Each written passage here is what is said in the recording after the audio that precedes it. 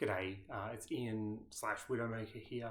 I just wanted to do a very kind of succinct review video on ISS Vanguard. I'm very fortunate in that I live in Australia, which means that I've had ISS Vanguard for about a week now. And look, I appreciate that there's not a lot of reviews and stuff out there because people haven't received it yet, and I've played probably about 40 hours. I've been playing solo, four-handed, and I think I've reached a point where there's like a very narrative kind of transition, without giving away any spoilers or anything. But there's this kind of natural point where I think it's a good time for me to kind of share my thoughts. Look, no doubt someone's going to come along and do a much people who actually do this for a living. I have a day job and it's not this.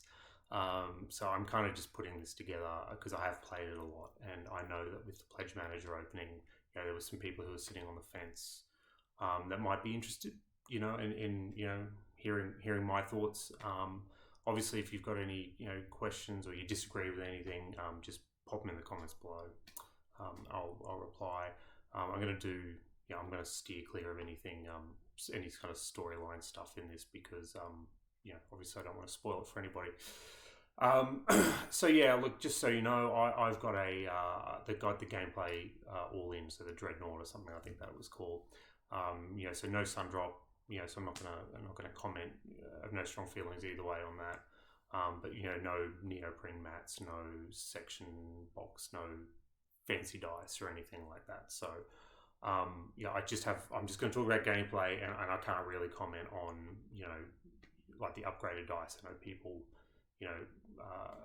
people have got feelings on them. I don't have any, so don't ask. Basically, So quickly, I'll just go through some things that I like, things that I didn't like, and kind of just wrap it all up with a bow. And hopefully, if you were wondering, just trying to decide whether or not to get this game, hopefully this will help. This video will help. So what did I like about it? I think you can't get past the story and the theme, the amazing job that the Awaken Realms team have done, putting together this this narrative. This it's a collective, collaborative storytelling, cooperative game, and they've done a really good job. The app, the voiceover stuff has been really great. I had some issues with it early on, but I think that might have just been because I got it early and the app hadn't been updated properly yet. It's tracks your progress. It does the voiceover thing. You also have the logbook if you feel like not doing the tech thing. I know people prefer to have their board game time. I'm an IT person by trade, so I get it. Look, but I think the narrative and the story and the theme that they've put together is just amazing. Like, it's just whatever Awaken Realms is paying their writers, it's not enough. There must have been a whole heap of storyboarding and stuff like that to put this game together, even up to where I'm at, which is only like a third of the way. So cool. Secondly, I think there's something to be said. It's kind of in the same sort of field, I guess, but there's something that I didn't really expect that I'd get drawn into as much, and I think this was something that caught me off guard because I kind of I think I robbed myself a little bit of the experience. So I've been following this game for a while, and I didn't get a chance to play any of the prototypes, but I was able to I watched the videos, so people put stuff up on YouTube, and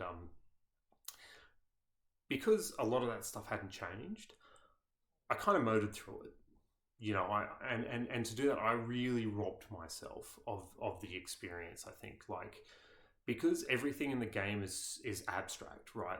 And if you just look at something from a mechanics point of view, and you're just, okay, well, I'm going to move along this path, and I'm going to roll these dice, and I'm just going to try and get these symbols, and if I get them, I get this thing. I get some shiny toys, and I might read something out of the logbook and replace it, or if I don't, then this other thing happens. From a mechanics point of view, it's all very, it's very basic, right? It's very simple. But I think where the game really comes together is the immersive experience like that it really tries to create, and I think it does it really well. But you have to play your own part as well. Like I think, for example, and not picking on anyone here, but I think there's some discussions on Board Game Geek around like combat doesn't exist.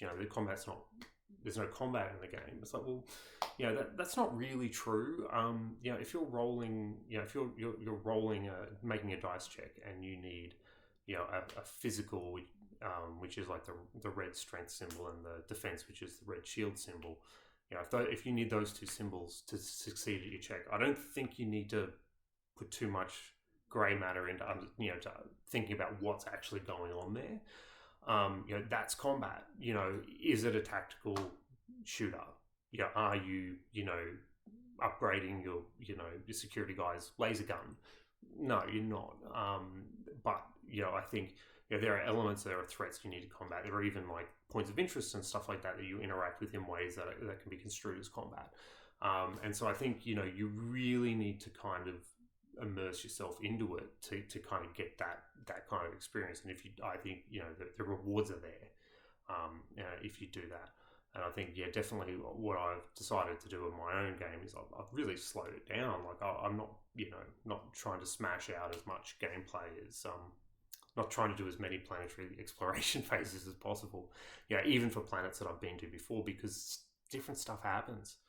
So you'll return to a planet and something different will happen, and I think that's a real credit, to the team that are writing it. I think, but I think, like you need to kind of lean into that as well as a player, if you want to get the most out of it. Finally, I think, I want to do the classic 3-and-3 thing, but the other thing I think was done really well, I think the dice and the section mechanics, with the cards and the equipment, and also like the crew, the way that you use crew as resources, the way that you basically have like your section have dice, and which depending on which dice you bring to the mission, you might have your crew have different conversion abilities. But I think the way that they've done the role based stuff by security being mostly red, engineering being mostly blue, recon being mostly green, and science being a bit of a hybrid blue-green, but also like their section cards make them very distinct as well. I'm playing with 4 sections, right? So when I go to a planet, I'm bringing one of each anyway. If you're playing less than that, I can see a land where if you're playing solo and you're just playing with 2 sections, I can see a land where you're really trying to think about which team, which sections did you take down to a planet, and that would have a material impact on how successful you are. But I think all of those kind of mechanics, I think they're simple, they're unobtrusive, and I know that seems like a bit of what sort of a compliment is that, but I think like if you think about what ISS Vanguard as a game is, in that I genuinely believe it's a collaborative storytelling experience. The dice is the economy engine, that kind of drives all of your actions down on the planet, but like that, it's just the engine that gets you to the story, right? It defines what you can do. It defines how good you are at things. It just essentially just defines your probability of succeeding at a specific task. Having that thing be a nice, clear, concise, clean system. If it wasn't, it would make the game really hard to kind of get your head around. I think the fact that it is like that makes it accessible and things like that. Now I'm going to talk a little bit about some of the stuff that I thought maybe I didn't like or could have used a little bit more work. So the ship phase, I don't know if you guys, if you'd followed the prototype, that the ship phase started off being a very different beast. It was a lot more convoluted. There was a lot more stuff going on. The feedback that they got from the playtesters was basically like, look, guys, the ship phase is taking like an hour and a half. It's taking as long as the planetary exploration. Like, let's what is this game actually? And the reality is the game is about exploration. And while you do a little bit of it in the star map, where you fly the Vanguard around and you interact with just different solar objects to do kind of, you might trigger some logs, but ultimately it's like, oh, you get a discovery, oh, you get get some power or a command token or something. They're all very kind of like one-liner kind of interactions, but the bread and butter is like you land on the planet. Like that's what the game is. Like that's where things progress. And I guess the thing is that from my point of view, the ship phase, I mean, full disclosure, I had high morale. Like I think at the start of the game, the first ship phase, I got high morale, which gives you an extra command counter, which is what you use to activate your facilities. I never lost it, right? So I've had high morale the whole game, which means that, there's 4 facilities that you start with. And then if you have high morale, there's 3, you basically get 3 command tokens. There's only 1 facility you're not activating.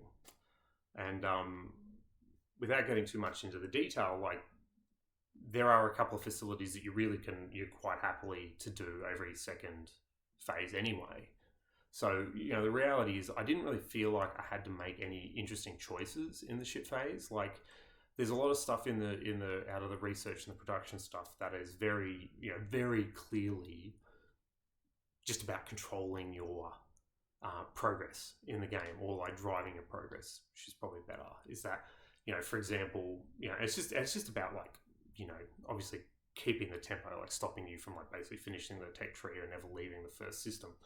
Is that, like there'll be things like saying, oh, well, you can't, as an example, you can't fly into that nebula until you get, radiated shielding or something like that.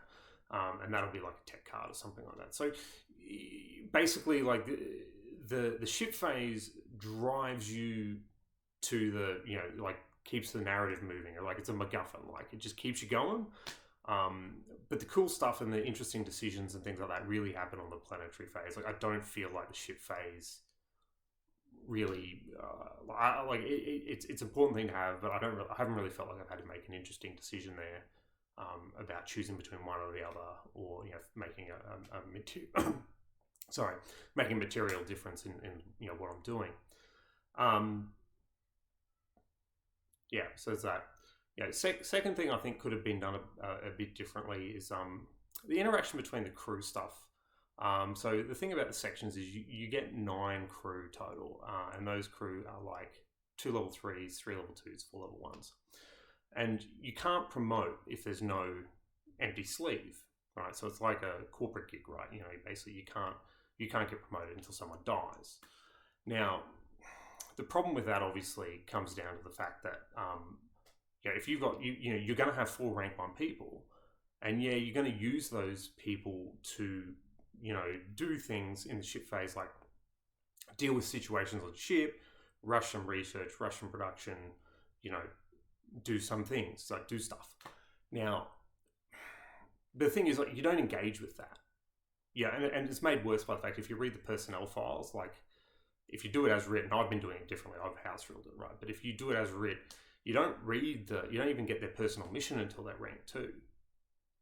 So between the fact that, like there's no reason to take a level 1 out on a mission because you can't promote them. The level 1s also only get a maximum of 7 dice. Rank 2s get a maximum of 11. So even at the point of the game where I'm at, I've got 12 dice or something, 13 dice. And, I can't imagine me ever not rolling out a rank 3 guys. Like I've got 2 rank 3 guys in every section. Those are just the guys I'm going to take on missions, right? Because I could tailor my crew to be more targeted to the mission objective, like, or what's on the planet or whatever. But like, sometimes you just don't care. And not in a don't care sense. It's like, there are times where you just need dice. It doesn't matter what those dice are. Sometimes you're rolling dice just to fuel your section cards. Sometimes you're just spending dice. You're just moving them. You're not even rolling. You're just moving to the spent pool just to move around. In that case, you really don't care about what the dice is. You just need them. You just need some dice. And so because if you're rolling, if you're running in with like seven dice and a rank 1 guy, it's not just about the fact that I only get 7 dice. And sure, they might be their best 7 dice within the section, but you're also, when you rest, you only get half of your dice rounded up, which means that if you're running, rank 1, you rest, you get 4 dice back. assuming you haven't, exerted or anything like that, you just get 4. Now, if you've got 13 dice and you're a rank 3 and you rest, you're getting 7 dice back.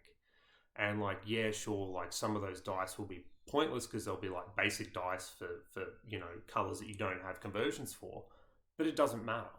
And I think like there's something there where it's like I don't feel attached to my rank 1 guys, because I don't see a world where I'm ever taking them out on a mission. Like all they are is just a bunch of dice conversion icons for me to get my production stuff done quicker.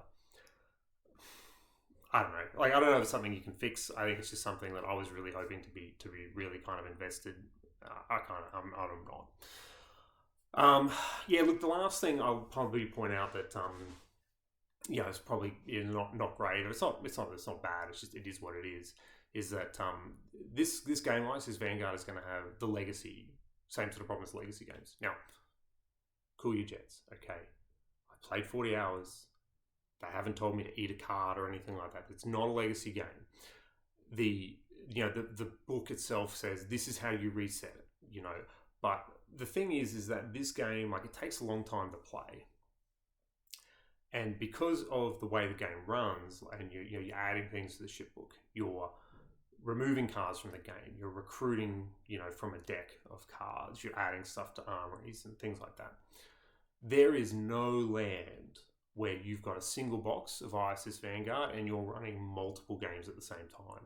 It just ain't happening. There's no way you can reconcile it unless you have got serious OCD issues, because there's just the amount of administrative overhead to put stuff and take stuff out and stuff, reset it every time. It's just, it's not a thing. So, realistically, you're only playing one game at a time. And I think, if you're really keen to play this with other people, I think what I would recommend is, you probably, line up 4 other people and you say, right, guys, we're going to play this game, and it's going to take a long time to play.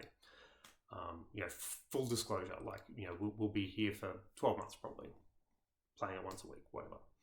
And then kind of go, look, the way that we're going to do this is, each of you guys will take a section. I'm going to sit out. I'll run the game. I'll keep the game going. When someone's away, I'll jump in for their section. Basically, as long as you've got 2 people showing up, you run the game. And you basically just say, look, the show will go on. And as time goes on, as invariably this sort of thing happens, is life happens, or people just turn around and go, look, I'm not enjoying it enough to commit that amount of time, and that's okay. People will wane on things as they do. I think the thing about this is that people can come and go. You could either replace them with someone else who might still be interested. You give them the quick recap and say, all right, you jump in. Guess what? You're our new security section chief or whatever. The other thing is if it all just kind of falls apart, or you decide, maybe you've decided that, look, I've had enough of this. I'm sick of it. I'm going to move to Australia because they get their crowdfunding games first. It's a perfectly legitimate reason to move to Australia. So you pack up and you move to Australia, and you've just lost your gaming group, and that's terrible. But really, you can finish this game. You could finish that game solo if you wanted to. There's no reason why. It's not a competitive game. You don't need to have the same number of people. It doesn't have to be the same number of people. The game can just go on. Obviously, it's just the bits of the narrative that people have missed out, and you just kind of need to be the glue that kind of brings all that stuff together. So, I think that's you work aroundable, and I think it's definitely got the less challenges than, say, something like some other competitive legacy games that really I don't know how many incomplete legacy games there are out there, but there's probably most of them.